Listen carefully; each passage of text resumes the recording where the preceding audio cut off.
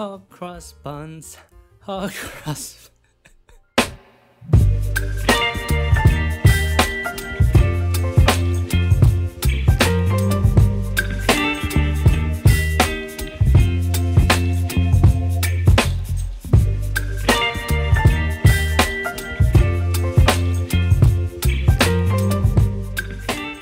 G'day guys, how's it going? Welcome back to Sam's Home Kitchen, where I bring to you budget-friendly recipes with sustainability in mind. So we are in the end of March. That means Easter is around the corner. It's not just a long weekend, 4 days. My God, I'm so looking forward to it. On top of the kilograms of chocolate we're going to consume, Easter egg hunt, of course there's going to be hot cross buns, and instead of buying them, we're going to show you how we can make this at home. I've cut out the fluff, simplify the recipe and make it super tight. So this hot cross bun recipe is going to be really simple to make, and it's also vegan friendly. This recipe takes maximum couple hours. By the time you leave the house, jump into your car, go to Coles or Woolies and buy your hot cross buns, and you come back, you'd probably be done with making this at home. Why bother spending 3 to 5 times more than what it actually costs and get a second grade product that you don't even know what are the ingredients? So follow along the video and let's make hot cross buns together. Alright, so to make our hot cross buns, we are going to need some flour. Instead of milk, we are using water to lower our cost and keep it vegan friendly. Some yeast to make our buns soft and airy. Next, we need some fat content to keep our buns moist. Using vegetable oil here for best bang for our buck to replace butter. We obviously need some sugar since this is a sweet little Easter treat. I got some allspice to give it that classic warm and fuzzy feels. Cloves, cinnamon and nutmeg as replacement or addition also work. Next, sultana. You can replace it with any dry fruit of your choice. Working with what I have in the pantry instead of buying is my #1 cooking rule. To make our buns more fun and vibrant, I got some lemon hanging around, so I'll zest a couple to add to the buns. So that's for our buns. For the crusts on top of the buns, it'll just be flour, water and sugar. That is all we need. It's not a super complex recipe, so definitely give it a crack this coming Easter. We'll get this out of the way and get cracking. So you know the drill, we are going to be working in matrix with a scale so that we don't have to be using a bunch of different cups and 3 types of different spoon sizes. And more importantly, make our recipe very scalable. First, 7 grams of yeast. I keep mine in the freezer airtight and it's still going strong being 2.5 years old. 5 grams of sugar, a pinch of flour about 2 grams, and 100 grams of lukewarm water, about 40 degrees Celsius. If the water is too hot, it will kill the yeast. If it's too cold, yeast will take longer to come up to speed. Ain't nobody got time for that! Now grab a tiny whisk or a fork will do.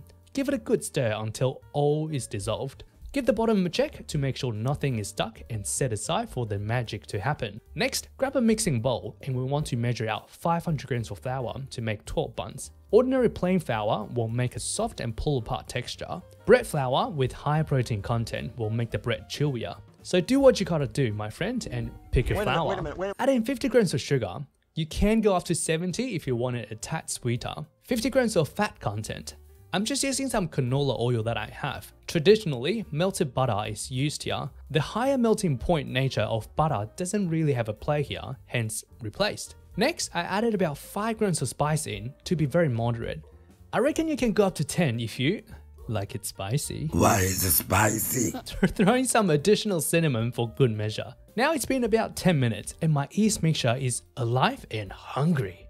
The foamy head here is the carbon dioxide emitted by the yeast digesting sugar and carbohydrates into the bowl with our dry ingredients and scrape it clean. Top it with another 200 grams of water to make it a 60% hydration dough. The hydration percentage is kind of the golden rule to follow when you want to make more or less. As long as your water is 60% weight of your flour for this recipe, you're all sweet ass. Pinch of salt to balance out the flavor. And now we got everything we need for the dough. Next, we mix everything through. Given it's a 60% hydration dough, it can be slightly on the sticky side. So I like to use a spatula to give it a first mix to keep my hands clean. Once it looks like this, roughly combined with no dry flour left, we leave it. Leave it sit for 20 minutes for the moisture to distribute out. There's no point forcing it. 20 minutes later. So now we've given our dough time. It's time to tip it out and we'll knead it until it's smooth. Don't worry if the dough still looks like a sloppy mess. Trust in the process. It will all work out in the end, I promise.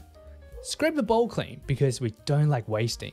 Since it is a pretty wet dough, kneading it like a pasta or noodle dough can be a little bit challenging. Let me show you this technique called stretch and fold. We basically grab one edge of our dough, fold it in half, and then repeat. This is a common technique used in bread making to build up gluten strength in the dough. It basically just makes the dough chewier by kneading it strategically to build up the structure. I kneaded it for about 5 minutes, and then you'll notice that the dough will appear less and less sticky and be able to hold itself up to a good height. Once we got to a stage that no more loose dough bits are stuck on the workbench, I clean myself up and roll the dough into a bowl using my bench scraper. Now if we poke our dough with a finger, it should bounce back like what you can see here. Like this, and this.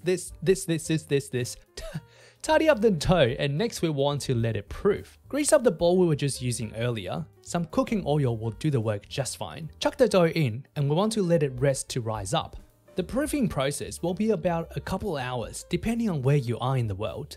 If it's cold, pop it in the oven with the lights until the dough doubles in size. Now, over to the live reporter Sam from the kitchen. Honestly though, I've said it so many times and I'm going to say it again, that there is no need to waste plastic wraps to cover your bloody dough. Just put a lid on it, that will trap in the moisture, and that is less plastic going to the landfill. Thank you, reporter Sam. Since I'm expecting the dough to double in size, a wet towel is a better idea to allow room for growth. So it hasn't even been an hour, but Brisbane right now is still bloody warm in March, and my dough is huge. So it's time to get working. Get the dough out. It should be nice and easy because we did grease the bowl. And scrape. Use the same mixing bowl, weigh out 120 grams of sultana or raisin or whatever dry fruit you like. Grab a peeler and we want to zest a couple of citrus. I've got some lemon at home, but feel free to use orange, mandarin, yuzu, nectarine, blood orange, grapefruit. You get the idea. Zest in, and we are over halfway through now. I might have forgotten to dust the dough when I tipped it out, but it's not end of the day. Lightly dust the dough on both sides, and we want to stretch it out into a little sheet. Mix up the sultana and zest we prepped earlier and sprinkle them evenly throughout the stretch out dough. Scrape. Once we're happy with how it looks, roll the dough up to incorporate the ingredients. Some recipe I saw had the sultana and zest mixed into the dough right at the get-go, but I figured I'd keep them separate so my plain flour dough has a better chance building good gluten structure. Next, roughly knead the dough through so our sultana and zest are distributed evenly throughout the dough. Sultanas are going to fall out, but honey, there are worse things that can happen in this world. So just stick them back in. Give it a couple of folds and shape the dough into a bowl. Now, it's time to portion it up. I'm being pedantic and I like to portion my individual doughs precisely, but feel free to just eyeball if you're not as bloody annoying as me. The whole dough is about 1 kilo, so divide that by 12. I'm aiming for buns at around 83 grams. Weigh them out into individual bowls with a knife or bench scraper. Once that's done, we shape the buns by pulling and folding the edges in, and then we use a bench scraper to roll it into a bowl. Before we load the buns into our baking tray, make sure to oil it and coat it through to prevent them from sticking. And then our buns in. From another angle, and we'll do the shaping again. Pull the dough edges and fold them into the center, and then circular motion with a bench scraper to turn the buns into balls. Now all 12 of our buns are spaced out in the baking tray. We're just going to let them proof for the second time. Wet towel on and give it about 20 to 30 minutes or until the buns plumb up and almost double in size. Before we put the buns into the oven, we are going to make a quick flour mixture for the crosses. Do 5 grams of sugar, 50 grams of water, stir to dissolve the sugar, and then 50 grams of flour in. Stir the mixture until all is combined. Texture should look like what you can see here. Next, if you have a fancy piping bag, use that. If not, just grab a plastic bag you saved from grocery last time. I flipped the plastic bag inside out and scooped the flour mixture in. You can also use a cup to help with the transfer of it. Pick up the bag, squeeze the mixture towards the end, and tie the bag up. Next, cut a very small hole at the tip of your bag. And just as a precursor, this is where I kind of stuffed up. But anyway, you'll see later. With our poor man's piping bag made, it's time to pipe the crosses on. For any religious or non-religious reasons, the crosses can be skipped here and you'll still get some delicious buns. Or pipe on some circles or squares or some Pikachus.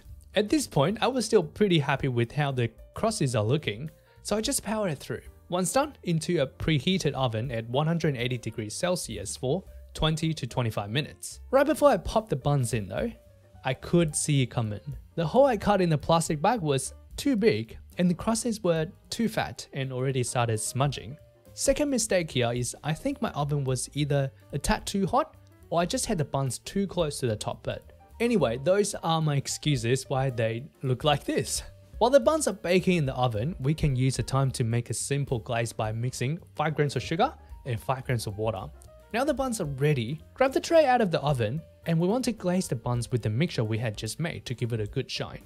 If you got some kitchen brushes, use those. I don't, so a spatula will have to make do. I know these hot cross buns look like they're written with capital cross, but I made those mistakes so you don't have to. The cost breakdown is as below. 550 grams of flour at $1.10 a kilo equals to 60.5 cents. 200 grams of water is pretty much free. 60 grams of sugar at 90 cents a kilo equals to 5.4 cents. 7 grams of yeast at $15 a kilo equals to 10.5 cents. 50 grams of canola oil at $3.4 a kilo equals to 17 cents. 120 grams of sultana at $8.33 a kilo equals to 99.6 cents. 5 grams of allspice at $54 a kilo equals to 27 cents. 2 lemon peels is like 1 cent. Altogether, 12 hot cross buns costed us $2.21 to make. A pack of 6 are like $4 at Woolies or Coles.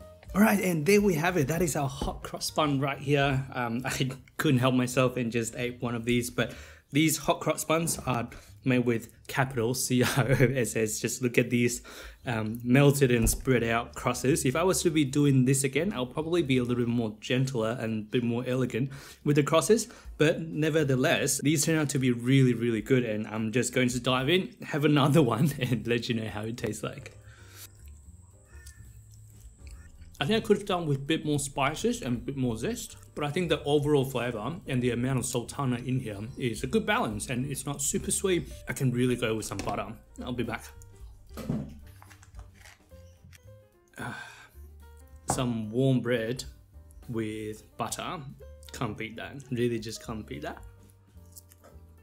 That just made it so much better. Not that this is bad, but that's what I gotta say today. You probably know more about hot cross buns than I do, but this recipe turned out to be really easy to make, and it's always a plus when it's vegan friendly. Hope you learned something, hope you give this a try. Happy Easter, have a really good long weekend, and I will see you in the next video.